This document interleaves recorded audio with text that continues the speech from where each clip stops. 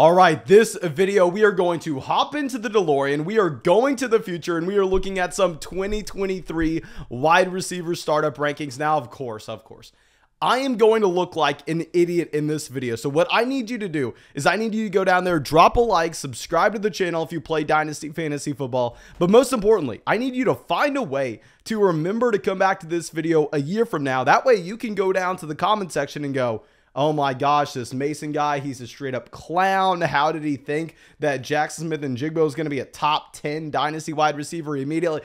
Please make sure you can go and clown me next year, because I promise you this video will look dumb a year from now.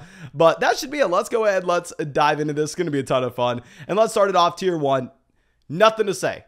Jamar Chase 1, Justin Jefferson 2, okay? I mean, with Jamar Chase, this was a wide receiver that came out, post a top 10 season immediately, and there's upside for more. You'll be surprised about my T. Higgins ranking in just 1 second, but I think you can actually have this overall Cincinnati Bengals offense get better this upcoming season. Now, I understand, yes, this team was fantastic. This team was elite. This team just went to the Super Bowl, but with the improvements that they have made in offensive line play, I think that we have it in the range of outcomes for the Cincinnati Bengals to look around the NFL and go, okay, well, what are the other elite offenses doing? What is Kansas City? What is Dallas? What are the Buffalo Bills doing? They are pushing the pace of play. They are trying to get off as many plays per game as humanly possible, and the Cincinnati Bengals didn't do that last year. And there's an outside chance that was because Joe Burrow took the most sacks of any quarterback in the NFL, so maybe they were saying, okay, let's slow it down.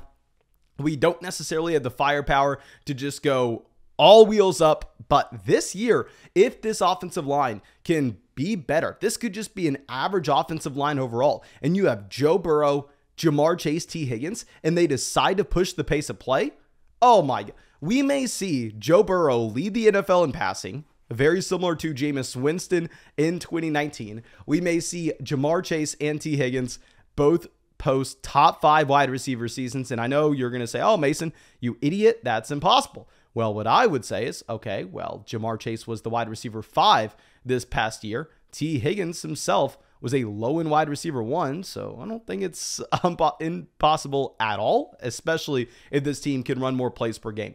Now let's go over to our next wide receiver, Justin Jefferson. I mean, dominant option through the first 2 years of his NFL career, and very similar to Chase. It sounds crazy. I think he could get better. This is a wide receiver that, yes, has been elite in pretty much any category you go out and look at. I mean, if we look at the yards per route run, you had 2.7 his rookie season, 2.7 his second year. He leads the NFL in air yards in 2021. Like, how does he get better from here? How he could get better is A, the new coaching staff decides, you know what, let's throw the ball more. Let's stop running the ball. I mean, what? 45% of the time in game neutral environments. Let's air the ball out. We have Justin Jefferson. We have a hyper efficient Kirk Cousins. And or on top of this, what you may see is you may see this coaching staff go, okay, well, Justin Jefferson going into year 3. Yes, we have, for whatever reason, always used Adam Thielen as that red zone option. We've always used Adam Thielen as the go-to guy. Adam Thielen has back-to-back seasons with the touchdown rate at close to 10%. Like, there's no way in hell that's going to keep going. So if Justin Jefferson actually gets used more in the red zone and that touchdown rate himself goes up to 8-9%, which is entirely possible. I mean, he's an elite deep threat. Oh, dear God. Justin Jefferson, Jamar Chase, I don't think we've seen their ceilings yet. It's so safe to have them here 1 and 2. And at 3, this is where you can have a conversation. I'm not going to tell you who we have at 3, but let me tell you why it's not Cooper Kupp, because I know most people are going to say, oh, Mason, look at that contract extension Cooper Kupp just had. You have to have Cooper Kupp here. And Cooper Kupp was drafted in 2017. Like, Cooper Kupp was drafted in the same class as Chris Godwin, who's like 26 years old. But Cooper Kupp next offseason will turn 30. Yes, he will turn 30. He stayed at Eastern Washington forever. I don't know why. I mean, the man was a mega producer. He should have gone to the NFL a little bit earlier. He should have still got drafted at least on day 2. But because he stayed in college so damn long, well, yes, of course, you're going to have Cooper Kupp as your wide receiver 1 this upcoming season. He will be the wide receiver 1 from a redraft perspective. if we're talking dynasty rankings next year, it's hard to have him above CeeDee Lamb. CeeDee Lamb is going to be our guy. CeeDee Lamb drafted in 2020 at 20 years old, incredibly young. And with Lamb, I know it's crazy for us to have him this early when the best finish we've ever seen from CeeDee Lamb, wide receiver 16. Yes. And we're having him here as wide receiver 3. I think it's safe to assume you have the elite jump up with his overall volume in Dallas, going from about 20% of this team's target share to potentially about 25% with no Amari Cooper and no Cedric Wilson. And he had 2.2 yards per route run last year.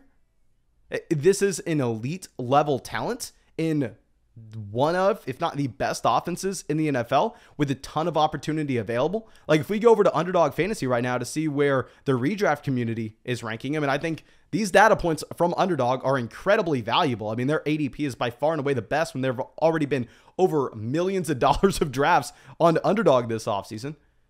He's being drafted as the wide receiver 6. He's being drafted as the wide receiver 6, and what, he's going to be 24 years old next offseason? So if he finishes, they say low-end wide receiver 1, mid-wide receiver 1 in fantasy this year, this is where the dynasty community will rank him. And if Underdog drafters are taking him as the wide receiver 6, I think it's almost a safe bet that he's at least a top 12 wide receiver. But real quick, of course, if you want to get into real money fantasy drafts today, tomorrow, the next day with us, you know we're doing those drafts every single day in the live stream. I know y'all have seen them. Go to the link in the description. Go to the link in the comment section. Go sign up for Underdog Fantasy. When you sign up for Underdog Fantasy with promo code FLOCK, they'll match your first deposit dollar for dollar up to 100. Not only will they match up deposit, you'll get our dynasty rankings, our dynasty rookie rankings, our dynasty rookie draft guide. You'll get so much, and you'll support this channel. But let's move on. Let's go to our next tier. And this tier will have a lot of players because I think you could make an argument to have this tier in any order you would like. But I'm going T. Higgins at 5. I know we just got done talking about Ja'Marr Chase, how I expect that this offense can continue to improve. And I think this could be the 2019 Tampa Bay Buccaneers. And why you can have 2 top 5 finishers at the wide receiver position in Cincinnati is the concentration of targets. You do not have the 3rd, 4th, 5th option in this Cincinnati Bengals offense seeing anything at all. T. Higgins was the wide receiver 12 last year at an incredibly young age. He had 2.3 yards per route run. He had 101 air yards per game. The man's massive. Don't be surprised if all of a sudden he posts a touchdown rate close to 10%, which would elevate him to being a top 5 wide receiver. And speaking on how concentrated the targets are in this offense, Tyler Boyd, T. Higgins, as well as Ja'Marr Chase accounted for an unbelievable, I know you are not going to believe me when I say this, an unbelievable 332 targets this past year. And all other wide receivers in Cincinnati, 27 targets. They used those 3 guys and that's it. That is it. I think you can see this overall offense be not only top 5 in the NFL in passing, but when they concentrate the targets only within 3 players, I think you can see them elevating multiple elite wide receivers in fantasy. Now let's go to our next guy, Jalen Waddle, wide receiver 6.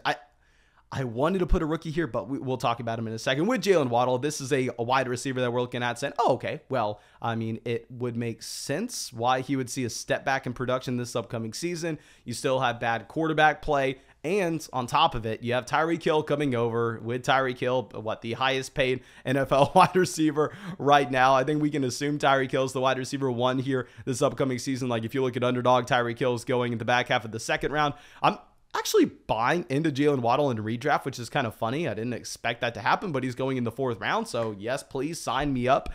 And here with Waddle, the man had a fantastic season his rookie year. Now, yes, as I already admitted, it's a very, very bad situation. But if we were to go through and if we were to look at the wide receivers that posted 7.7 targets a game and 63 receiving yards a game as a rookie since the year 2000. You had Odell Beckham Jr., Ja'Marr Chase, Justin Jefferson, Julio Jones, AJ Green, Mike Evans, Amari Cooper, and Jalen freaking Waddle. I think he's an elite talent in Dynasty. We're going to be betting on that talent, wide receiver 6. But now here is the fun part. Now we get to some rookies. Let's go Jackson Smith and Jigba, wide receiver 7. We cannot stop talking about this guy. Like, I know you're tired of it. I know you want me to shut up, but I cannot. This is a wide receiver that was a 5-star prospect going to Ohio State. He gets to Ohio State.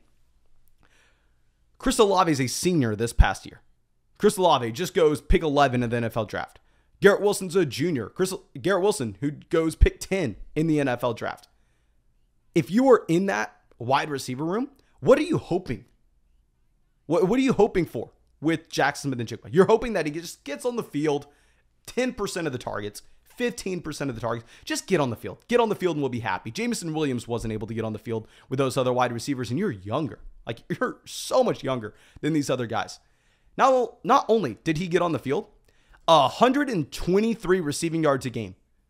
123 receiving yards a game as a sophomore when Chris Olave, the number 11 pick in the NFL draft, was a senior. Chris Olave, 85 receiving yards a game.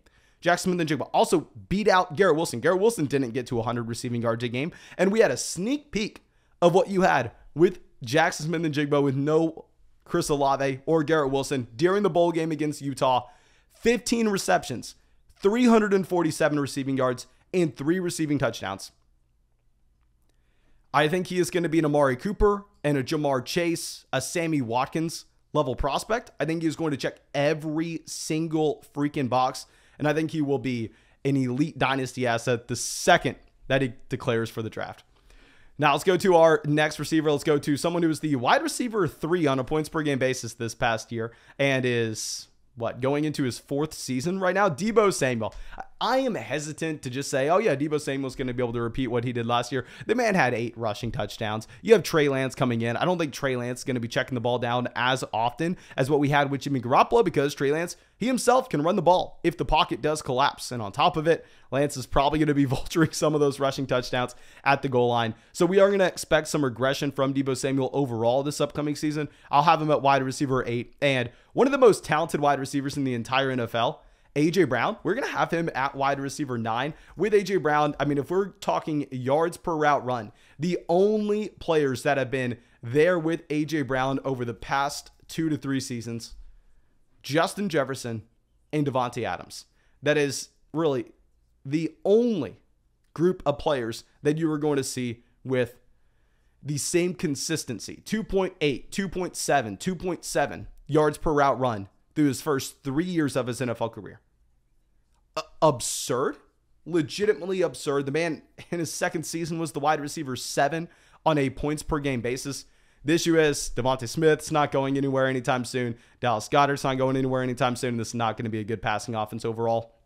But we got to go faster than this. I'm sorry. I get excited about these top options. Let's go wide receiver 10, dropping it down a tier. This will be our tier 4.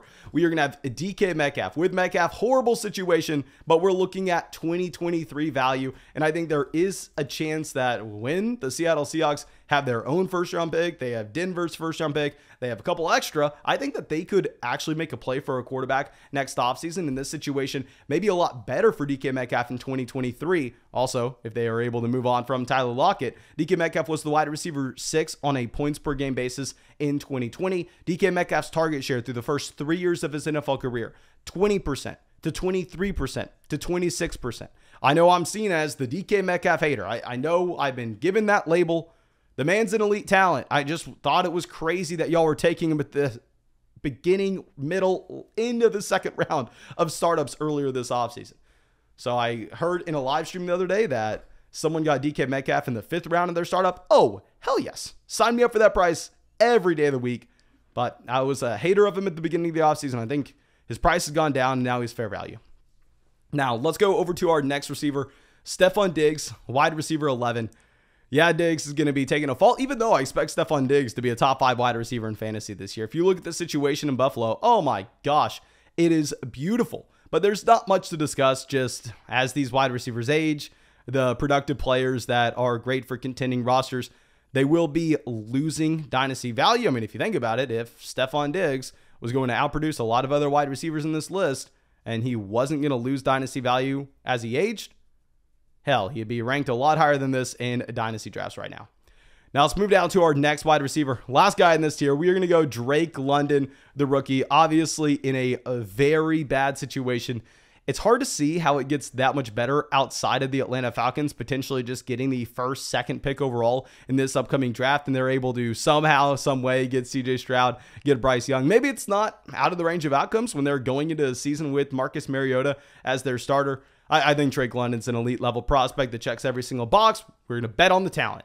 Now let's drop it down a tier, and speaking of betting on the talent, let's go through and let's bet on someone who has been a target hog in a very bad offense with the worst quarterback play probably since 2018. If we go through and if we look at wide receivers that 24 years old or younger that played 12 or more games in a season and averaged a 29% team market share, here are the options. Odell Beckham Jr., DeAndre Hopkins, Justin Jefferson, AJ Green. Mike Evans did it twice because Mike Evans is a baller. Jarvis Landry and DJ Moore. I know DJ Moore has a gross quarterback. I understand it. But with DJ Moore, this is a wide receiver that's incredibly young, surprisingly young. And the man's been dominant. I mean, going back to what we were discussing, like Deebo Samuel was drafted in 2019. DJ Moore drafted in 2018. DJ Moore is born April 14th, 1997. Deebo Samuel, I believe, here's my guess, January 96. January 96. So yeah, you have Deebo Samuel like what, 16 months older than DJ Moore, despite DJ Moore being drafted the year prior. Hopefully the situation can work itself out. Our next two picks, don't need to talk about it too much. Devonta Adams, Tyreek Hill. They're going to be productive this upcoming season, but inherently these options, once they begin to push 30 years old, they are going to be sliding down dynasty rankings. And if they didn't, that's why you would just rank them as the number one, number two. Of course, they're going to slide down dynasty rankings next offseason, even if they're productive this year because of their age. Let's not talk about it. Let's go to our wide receiver 16, Treylon Burks. Let me get something off my chest here. People are moving Treylon Burks down their dynasty rankings based on a freaking practice where someone tweeted out Treylon Burks left early. People are ignoring years of data of Treylon Burks playing entire football seasons. Years of data. Target after target after target. Touchdown after touchdown after touchdown. So they can overthink it by looking at someone tweeting a picture of the man leaving practice. Don't overthink it. If you're getting a discount on Burks right now, you go and you take that discount. Treylon Burks, wide receiver 16. Now let's drop it down a tier. Let's go over to a rookie wide receiver. I know some people probably wanted to see him a little higher than this. Let's go over to Kshawn Bey, someone that we need to see healthy this upcoming season for LSU. He broke out right away. I mean, he was a five-star prospect, breaks out right away his freshman season at LSU with Terrace Marshall, who was a second-round pick in 2021 on that same roster. And listen to this. Bey only played 6 games this past year. LSU played 13. He only played 6. So he played less than half the season. Despite playing less than half the season, he led LSU in receiving. Crazy. He is going to be a first-round draft pick in the NFL draft. If he stays healthy this upcoming season and he continues to develop and he accounts for 40% of the receiving production on a per-game basis here, oh, dear God, he's going to be higher than this in these rankings. Now let's move over to our next guy, Garrett Wilson, wide receiver 18. I'm worried about Zach Wilson. Comes down to that. With Zach Wilson, I understand he looked better at the end of the year. But you know who looked great his final month for the New York Jets his rookie season? He looked fantastic. And he was much younger as well. Sam Darnold. And if we look at how bad Zach Wilson was his rookie season, the man had 5.3 adjusted yards per pass attempt. 5.3 adjusted yards per 9 passing touchdowns, 11 interceptions. Oh, dear God. I'm willing to go out on a limb, continuously say Zach Wilson is most likely a bad NFL quarterback. I'm sorry to say it. I'm sorry to be the wet blanket. I know people would like our videos a lot more if I didn't say things like that, but trying to be truthful here, even if it makes me look like an idiot. I'm rooting for the guy. I'm rooting for the offense. I don't know if he can elevate these options, though. Now, our last wide receiver in this here will be Deontay Johnson, wide receiver 19. Deontay Johnson, a straight-up target hog. I mean, only going into year 4 as well. This is a wide receiver that was drafted in 2019 with Deebo Samuel, AJ Brown, DK Metcalf, and with Deontay Johnson. 10.5 targets this past season.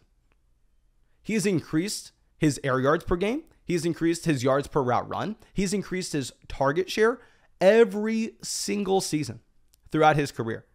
And I know Ben Roethlisberger is leaving, but Ben Roethlisberger was horrible at age 39. If we look at adjusted yards per attempt, the only quarterbacks Ben Roethlisberger was better than with this singular statistic: Justin Fields, Andy Dalton, Zach Wilson, Jacoby Brissett, Trevor Lawrence, Sam Darnold. I don't think Kenny Pickett, I don't think Trubisky are much worse than what you had with Ben Roethlisberger at age 39. Now let's drop it down to our next tier. Let's go over to Jerry Jeudy, the wide receiver 1 in Denver. I don't know how many times we have to talk about Jerry Jeudy versus Courtland Sutton. I know people are tired of us really bringing this up every video, bringing this up every live stream, but I'm going to continue to do it, so get ready for it. The 11 games they have played together, Jerry Jeudy and Courtland Sutton. Courtland Sutton, 23 receiving yards per game. Jerry Jeudy, 46. Jerry Jeudy almost 4 years younger, and he's dominated Courtland Sutton while they've been on the field together through the first 2 years of his career. Are we going to assume that the 27-year-old wide receiver all of a sudden takes a massive leap forward? Or are we going to assume that the player going into year 3, who was drafted at 21 years old, he is going to be the player to continue to improve whenever we get that elite quarterback play coming in? I can tell you, Courtland Sutton's probably not going to average 4.5 points per game like he has in games where Jerry Jeudy has played. He's probably going to get better with the quarterback upgrade in Russell Wilson. But I can also tell you, Jerry Jeudy looks like the wide receiver 1 of this offense. Load me up on Jerry Jeudy, still extremely young. And if you go over to Underdog Fantasy right now, I mean, people are on him. He's being drafted as a mid wide receiver 2. Now our next guy, speaking of people drafting him, in my opinion, too high, Michael Pittman Jr. I mean, Michael Pittman Jr. right now, the market's going to say it's going to be a lot higher than this. I'm just concerned because it's a run-first offense. And I know a lot of people think Matt Ryan's going to make the Indianapolis Colts so much better. Carson Wentz had this team as the top 10 offense in points scored last year. You think they're going to be top 5 with Matt Ryan? Like, how much better can they actually be? Now, Chris Godwin, our next wide receiver, very boring. Don't need to talk about it. I mean, this is someone that's going to be, 26, 27 in his prime. I think we're going to have him a little bit lower than some of these other options, even though, I mean, the production and his age this upcoming season would indicate he should be a tier above, because we don't know if Tom Brady's going to be there next year. It's very possible Tom Brady this is his last year on the field, and next year he's in the booth. Now let's drop it down another tier. Let's go over to a rookie going over to Los Angeles. Let's go over to Jordan Addison, with Jordan Addison going to USC, and he just posted a ridiculous season, 100 receptions, 1,600 receiving yards. Dear God. I mean, he's getting paid God knows how much money at USC right now. Maybe he goes, you know what? I'm getting paid $3 million. Let's just stay at USC. Let's just play out this 4th year, which is going to be concerning, but we're going to pretend like he's declaring for the draft. We'll have Chris Olave, wide receiver 24. With Chris Olave, you're really hoping we have Jameis Winston going back to 2019 ways, airing the ball out, or Michael Thomas leaves this offense. And Rashad Bateman, wide receiver 25, had to throw him in here. I mean, he has the opportunity this upcoming season for a massive role. The issue is, oh dear God, the yards per route run his first season, abysmal. Very, very bad. But it looks like that's all I got for y'all. Thank you again, of course, for being a part of the Flock Sporting channel. Drop a like, subscribe to the channel if you play Dynasty Fantasy Football. Find a way to watch this video next year. That way you could go to the comment section and say, oh my gosh, this guy Mason is an idiot. But thank you again. I appreciate you, and I hope you have a great day.